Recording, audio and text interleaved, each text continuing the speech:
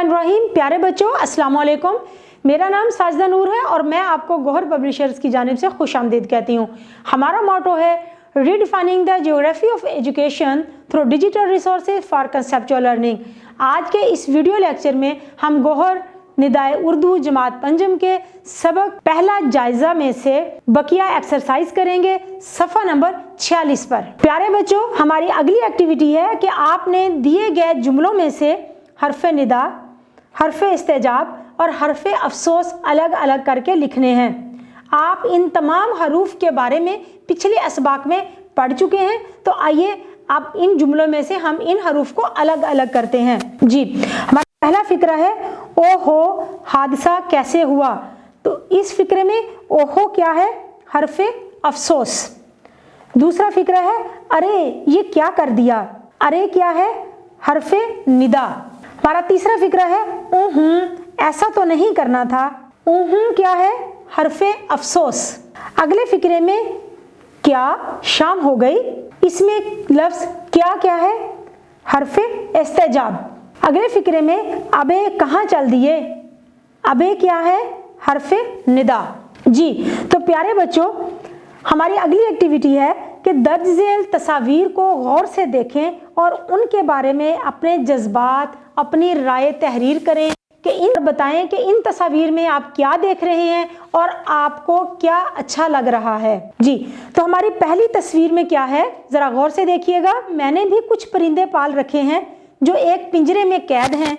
आज इस तस्वीर को देखकर मुझे एहसास हुआ कि आज़ादी हर जी रूह का बुनियादी हक है और परिंदे तो उड़ते हुए ही अच्छे लगते हैं। आज से मैं भी अपने परिंदों को आज़ाद कर दूंगा। जी, दूसरी तस्वीर एक सब्ज़ा ज़ार की है जिसमें खूबसूरत पार्क बना हुआ है, रंग बिरंग के फूल खिले हुए हैं। इस तस्वीर को देखकर मेरे दिल में ये ख्याल आता है कि ये तस्वीर सरसब्ज और साफ़ सुथरे माहौल की है। कितना खूबसूरत माहौल है। अगर हम अपने माहौल को इसी तरह साफ़ सुथरा रखने की कोशिश करेंगे तो सेहत और तंदुरुस्ती की दौलत से माला माल रहेंगे। तीसरे नंबर की तस्वीर को देखकर आपके दिल में क्या ख्याल आता है? तीसरे नंबर की तस्वीर को अगर देखें तो वहाँ पर एक बर्फ। ये तस्वीर देखकर मेरे दिल में ये ख्याल आता है कि ग्लोबल वार्मिंग की वजह से बर्फानी रीछ की तादाद बहुत कम होती जा रही है। ये इंसान का काम है कि इस जानवर की नापैद होती नस्ल को कायम रखने के लिए माहौल को साजगार बनाएं। 4 नंबर तस्वीर में देखें तो यहाँ पर ये बहुत खूबसूरत बर्फ़बारी का मंजर है। इस मंजर को देखकर मेरे जहन में ये ख्याल आता है कि पाकिस्तान में जब शुमाली इलाका जात में बर्फ़बारी होती है तो पूरे पाकिस्तान में से और पूरी दुनिया में से लोग ये मंजर देखने के लिए वहाँ पर आते हैं। जी, हमारी अगली एक्टिविटी है मोहल्ले में सफाई के हवाले से अपनी राय तहरीर करें।